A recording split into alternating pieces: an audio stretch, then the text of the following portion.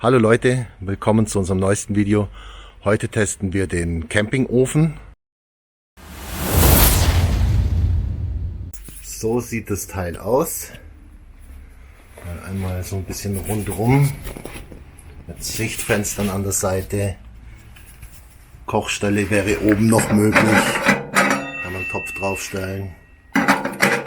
Dann geht's hier hoch in meinen Kamin. An dieser Stelle natürlich auch wieder mal ein herzliches Dankeschön an den Flo aus dem Wald. Sein Campingofen, ähnlich wie beim Wasserfilter, hat er uns das Testen überlassen. Schauen wir mal, ob wir dir was Positives oder eher Negatives berichten können. Entzünden wir das Ganze und schauen uns das mal an. Ja, jetzt warten wir mal ab, bis es ordentlich brennt.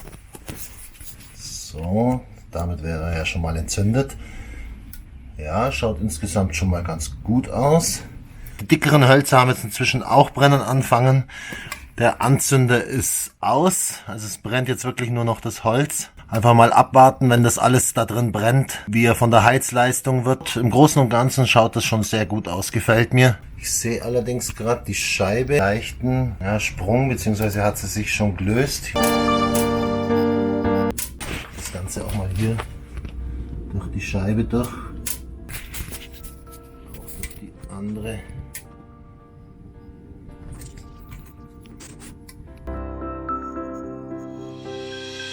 Er wird auf jeden Fall schon mal warm.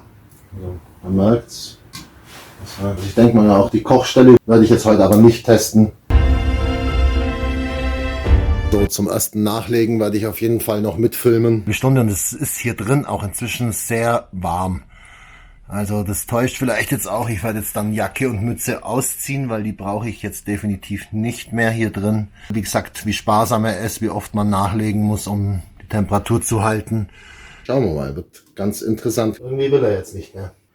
Bruh. Haben wir eine ordentliche Qualmwolke. Oh mein Gott! So, inzwischen brennt er wieder ordentlich. Für einen Wohnwagen, Wohnmobil, meiner Meinung nach, oder gar fürs Zelt, ungeeignet, da schon doch ziemlich rausraucht an einigen Enden, gerade an der Kochstelle und auch beim Nachbefüllen ziemlich qualm. Als Lagerfeuerersatz definitiv kann man ihn verwenden. Sparsam ist er. Er macht eine gute Wärme, also in meiner Gartenhütte ist es jetzt richtig angenehm warm im Vergleich zu draußen. Für Bushcraft, Survival etc. oder wenn man einfach nur so zu Fuß unterwegs ist, ist er natürlich nichts, weil er einfach zu klobig, zu schwer ist. Und ich werde dann noch ein kleines Abschlussfazit nachreichen, wenn er dann fertig ausgebrannt ist und dann ich ihn reinigen kann, ob sich das gut oder eher schwierig gestaltet. Er ist jetzt soweit ausgebrannt. Er ist aber noch gut warm, das muss man lassen. Also Heizleistung hat er. Kann jetzt nicht genau sagen, wie viel kW. Er ist inzwischen aus. Ich habe ihn jetzt mal aufgemacht. So, kommen wir zum Reinigen. Ich habe ihn jetzt circa eine halbe Stunde auskühlen lassen. Noch erwähnen sollte, diese Kurvenstücke waren nicht mit dabei. Originalzustand sind nur die hier dabei. Man sieht es ja auch am unterschiedlichen Metall. 2 Kurvenstücke und das Mittelstück, das nicht.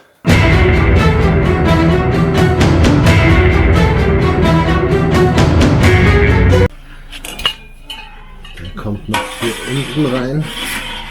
Abschlussfazit. Bin nicht begeistert von diesem Ofen.